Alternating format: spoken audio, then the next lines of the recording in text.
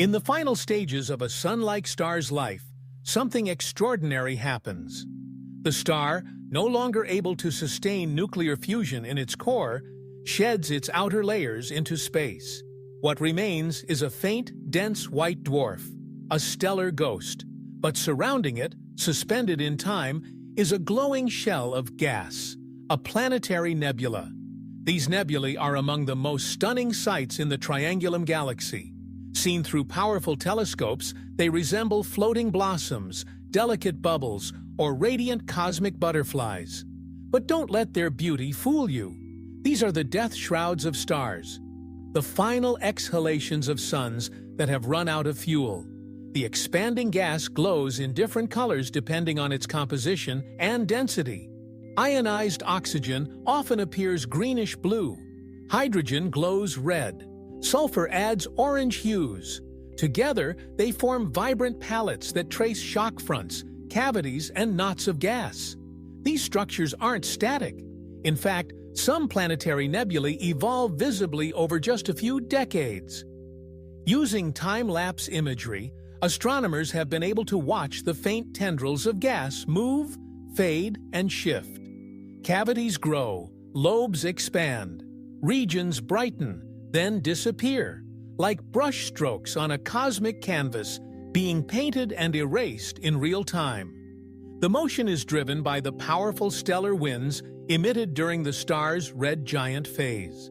These winds carve hollow spheres, or bipolar lobes, depending on the geometry and dynamics of the star's final outbursts. Some of the most fascinating nebulae exhibit symmetry, so perfect it seems deliberate.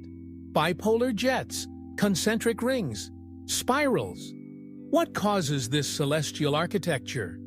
The answer may lie not in the dying star alone, but in a companion star. Many planetary nebulae are formed in binary systems, where a second star orbits the one nearing death. As the primary star swells, the gravity of the companion begins to shape the outflowing gas. Jets of material may be funneled along the orbital plane, punching through the gas and forming hourglass shapes or butterfly wings. In other cases, the gravitational interaction creates spirals, as the gas is shaped by the orbital path of the stars. It's like watching a duet where one dancer is collapsing and the other continues the choreography, leaving trails of motion behind. And these shapes aren't just artistic, they carry physical meaning. By analyzing the structure and motion of nebulae, astronomers can determine the mass loss rate of the dying star, the speed of ejection, and even the timing of each outburst. Each nebula is a record of stellar death written in light and gas. Yet for all their glory, planetary nebulae are fleeting. They last only 10,000 to 50,000 years, a heartbeat in galactic terms. Eventually, the gas disperses into the interstellar medium, enriching it with heavier elements and paving the way for new generations of stars. The white dwarf at the center continues to cool, eventually fading into darkness. All that remains is the legacy, the nebula's contribution to the galaxy's chemistry and beauty. Some of these nebulae in Triangulum are so large and luminous that they can be observed from Earth-based telescopes, despite being nearly 3 million light-years away. They offer scientists a chance to compare stellar deaths across galaxies, to see how factors like metallicity, environment, and stellar companions influence the shape and lifespan of planetary nebulae. And more than that, they offer a spiritual perspective. These dying stars don't go quietly. They leave beauty behind. In their final act, they light up the galaxy with color, geometry, and motion.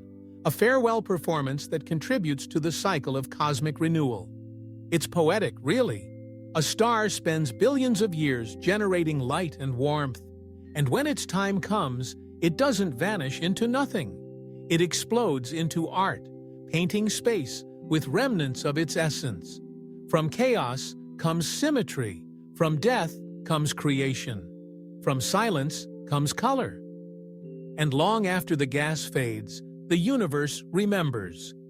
Because every atom in your body, the oxygen in your lungs, The carbon in your cells, the calcium in your bones, was once part of a dying star's last breath. In a sense, you are a nebula reborn.